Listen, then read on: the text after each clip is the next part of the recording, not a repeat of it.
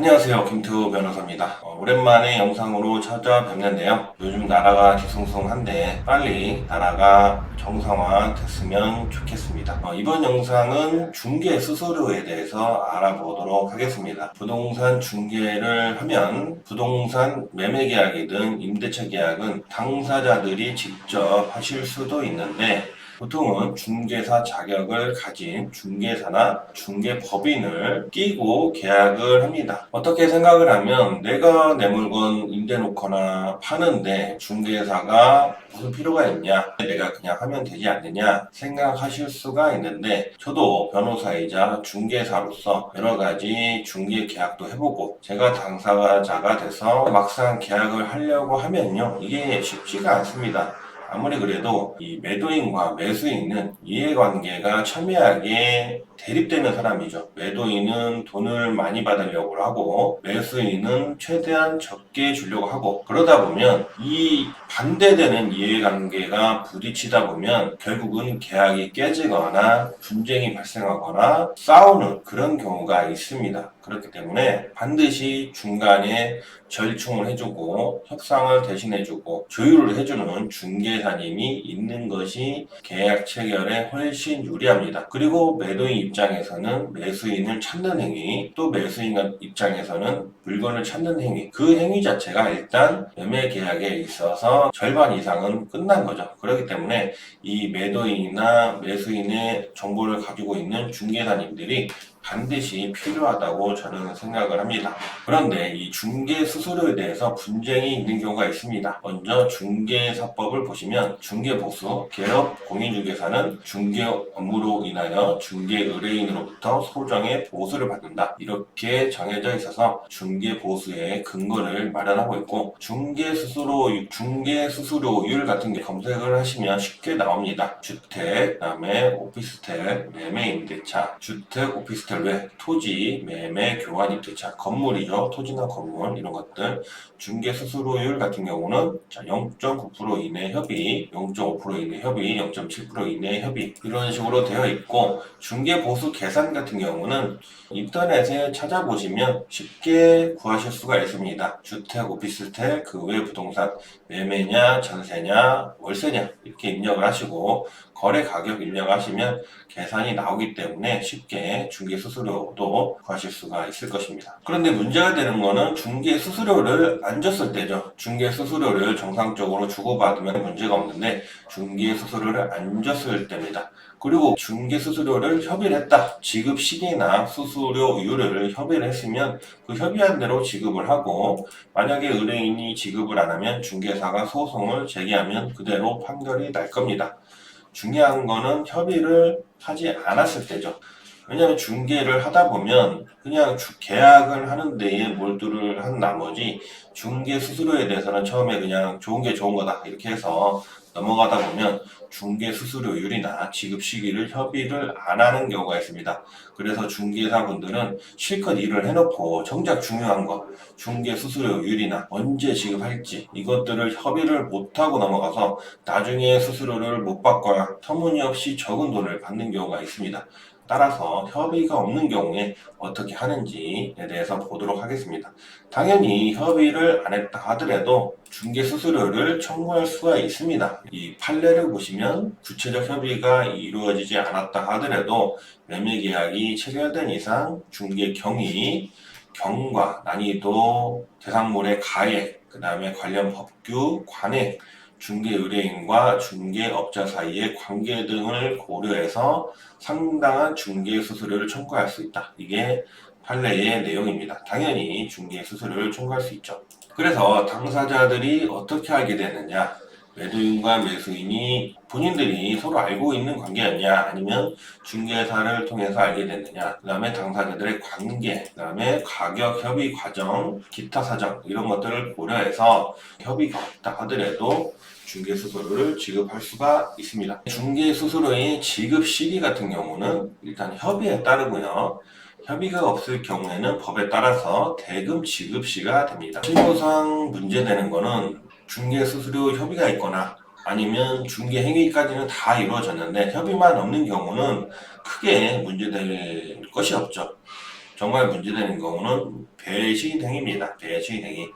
전문 용어로 뒷박이라고 하죠. 뒷박. 그러니까 건물주나 매수인이 어느 정도 중개사와 협의를 하다가 됐다 싶으면 다른 중개사를 끼거나 아니면 본인들끼리 알아서 통보해서 중개 수수료를 안 주려고 자기들끼리 계약을 하는 겁니다.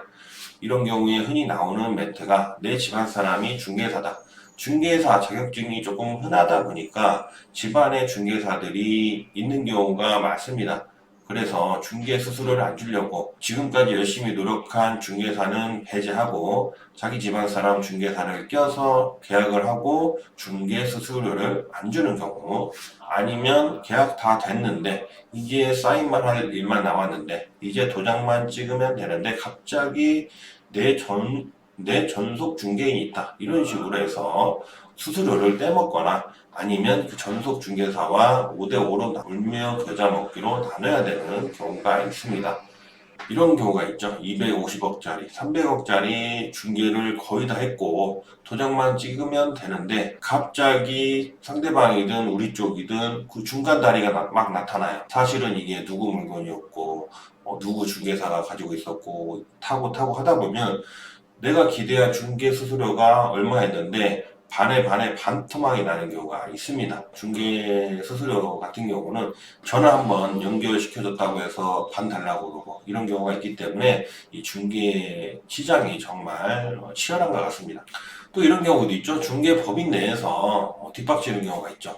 중개 법인 내에서 브리핑을 하려고 내가 가지고 있는 물건을 소개를 했는데 그 법인에 같이 근무하던 중개사가 몰래 건물주한테 접근을 해서 자기 손님을 붙여서 계약을 하는 경우가 있습니다.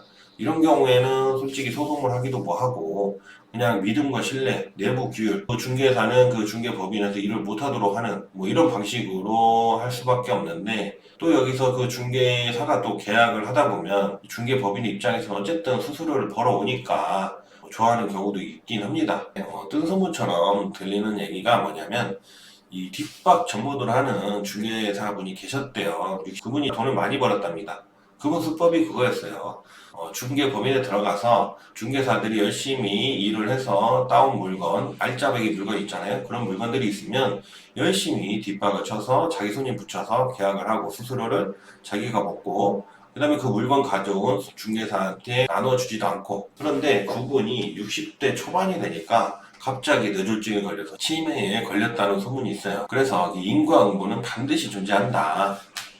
아무리 돈을 많이 벌면 뭐 하겠습니까? 뇌졸중으로 판신불수가 되거나 치매가 걸리면 그 많은 돈 아무 필요가 없는 겁니다. 차라리 돈이 없고 건강한 게 낫지, 아무리 많이 벌었다 하더라도 건강을 잃으면 다 잃는 거기 때문에 결코 그런 안 좋은 방법으로 돈을 벌면 어떤 방식으로든 피해가 나한테 돌아온다는 것을 명심을 하시면 좋을 것 같습니다. 뒷박 맞는 거를 방지하기 위해서는 당연히 잘들 아시겠지만 매도인과 매수인이 서로 연락을 주고받게 하면 안 되겠죠. 연락처를 오픈하거나 그러면 안 됩니다. 저도 그런 경험이 있었는데 명동에 250억 정도 호텔을 거래할 일이 있었는데 이 건물주께서 건물을 올리신 분이다 보니까 매수인이 구조 변경이 조금 필요했어요. 그러다 보니까 양측이 연락을 할 수밖에 없었습니다. 그래서 저는 다리를 놔줬고 서로 만나서 이것저것 얘기를 했었습니다. 그래서 계약이 다 된 걸로 저는 믿고 있었는데 나중에 알고 보니까 그 두 사람이 저하고는 계약을 안 한다 하고 그 둘이서 다른 중개사, 아마 건물주 쪽에서 드린 중개사를 통해서 뭐 그 중개사가 가격 조율을 했다고 하는데 사실 믿기지는 않지만 그 둘이서 어쨌든 계약을 했다고 하더라고요. 결국은 저는 그때 많은 노력을 했지만 수수료를 못 받았던 경험이 있었습니다. 물론 당연히 소송도 고려를 했었는데 건물주도 얘기하기를 다른 부동산에도 많이 내놨다고 하고 또 그 매수인도 다른 부동산도 자기가 알아봤다고 하고 서로 입을 맞춰버리니까 그 사람들이 입을 맞추니까 솔직히 방법이 없더라고요. 그래서 결국은 이 양쪽이 연락을 주고받게 한 것 자체가 문제였고 뭐 어쩔 수 없는 상황이었지만 어쨌든 그런 식으로 해서 뒷박을 맞는 경우도 있었습니다. 그 다음에 이 배신 행위를 당했을 때 이 소송을 하거나 방지하기 위해서는 중개 전 과정에서 나오는 이 메시지나 녹음을 잘 가지고 계셔야 됩니다. 그 다음에 또 이 업무일지죠. 오늘 누구를 만났고 어떤 얘기를 했고 가격이 어떻게 왔다 갔다 했고 이런 업무 일지를 가지고 계시면 이 업무 일지가 나중에 소송에서 증거가 될 수 있습니다. 이 배신행위에 관한 판례를 한번 보도록 하겠습니다. 원칙적으로 중개업자는 중개행위에 의해서 계약이 체결된 경우에만 중개 수수료를 청구할 수 있고, 중개업자가 중개행위를 하였다 하더라도, 그 노력을 기울였다 하더라도 계약이 체결되지 않은 경우에는 중개 수수료를 청구할 수 없습니다. 여기까지가 이 판례의 첫 번째 내용이었고, 다만 중개업자가 중개행위로 인하여 계약이 거의 성사되는 단계에 이르렀으나 상대방들이 상호 공모해서 중개업자를 배제한 채 직접 계약을 체결하였거나 중개업자가 계약의 성립에 결정적인 역할을 하였음에도 불구하고 중개업자의 책임 없는 사유로 중개행위가 중단돼서 중개업자가 최종적인 계약서 작성에 관여하지 못하였다는 등의 특별한 사정이 있는 경우에는 민법이나 상법 제61조 그 다음에 신의 성실 원칙에 의해서 중개업자는 중개 수수료를 청구할 수 있다라는 게 판례의 내용입니다. 그러니까 정리를 해드리면 중개업자는 아무리 노력을 했다 하더라도 본인의 중개에 의해서 계약 성립이 되지 않았다면 중개 수수료를 청구할 수가 없습니다. 이게 원칙인데 중개 행위를 했어요. 그런데 매도인과 매수인이 공모를 해서 중개 수수료를 안 주기 위해서 중개업자를 배제한 채 계약을 한 사정이 인정이 되면 중개업자는 계약 체결에 관여를 끝까지 못했다 하더라도 이 당사자들에게 중개 수수료를 청구할 수 있다는 것이 판례의 내용입니다. 그런데 이런 경우에 내가 중개행위를 정말 열심히 했고 계약 체결에 이르기까지 나의 노력이 투입이 됐다라는 것을 입증하기 위해서는 이런 메시지, 녹음, 그 다음에 업무일지 같은 걸로 중개사의 중개행위가 입증이 되어야 합니다. 그렇기 때문에 이 중개사 여러분들께서는 반드시 업무일지 작성하는 것을 저는 추천을 드리고, 물론 모든 것들을 다 쓸 수는 없겠죠. 그런데 좀 큰 건 있잖아요. 100억, 200억짜리, 뭐 몇십억짜리라도 만약에 좀 될 것 같으면 업무일지를 반드시 쓰시는 것을 추천드립니다. 마지막으로 이 중개 의뢰인분들은 반드시 수수료를 주셨으면 좋겠어요. 중개사가 쉽게 돈을 버는 것 같고, 아니 뭐 계약을 하는데 내가 내 건물 파는데 네가 손님 좀 붙였다고 해서 수수료를 받아가는 게 좀 억울하다 생각하실 수가 있는데, 중개사는 그 건 계약이 정말 어쩌다가 한번 걸리는 거예요. 수많은 건물주들과 연락을 주고받고 또 광고도 올리고 광고비도 내고 계약이 되려다가 많은 경우도 있고, 그런 경우도 있는 상황에서 사대가 맞아서 그 계약이 이루어지고 중개 수수료를 받을 수 있는 것이지, 이 중개사가 정말 운이 좋다거나 쉽게 돈을 버는 것은 결코 아닙니다. 중개일이 진짜 없을 리는 없는데 열심히 하기 시작하면 한도 끝도 없어요. 저도 정말 힘든 일 중에 하나라고 저는 생각하고 중개사분들이 돈을 쉽게 번다고 생각하지 않습니다. 중개사분이 중개를 해서 계약이 이루어졌다면 중개 수수료를 주시는 것이 좋고, 물론 달라는 대로 다 줄 수는 없겠죠. 그래도 적정선에서 협의해서 잘 주셨으면 좋겠습니다. 그 다음에 중개사 여러분들은 바쁘시겠지만 반드시 증거를 남기시고, 또 중요한 거, 요즘에 전세 사기나 부동산 사기가 정말 많습니다. 그리고 중개사 여러분들이 힘들고 부동산을 접하다 보니까 그 부동산 사기에 직접 가담하거나 연루되는 경우가 있고, 그런 유혹이 많은 것이 사실이에요. 그런데 그렇게 중개사로서 부동산 사기나 전세 사기에 연루되면 자격증은 당연히 취소가 될 것이고 실형을 선고받거나, 부동산 사기는 피해 금액이 억대입니다. 억대. 특히 전세 사기 같은 경우는 신혼부부나 이런 분들이 피해자가 많기 때문에 중개사 여러분들도 반드시 직업 윤리를 철저히 갖추시고, 본인이 사기에 연루되는 것도 모르고 연루되시는 경우가 있어요. 그럴 때는 반드시 부동산 전문 변호사나 본인의 선배들에게 내가 이걸 해도 되는지에 대해서 한번 물어보시고 중개 업무든 부동산 업무든 하셨으면 좋겠습니다. 지금까지 김태호 변호사였습니다. 감사합니다.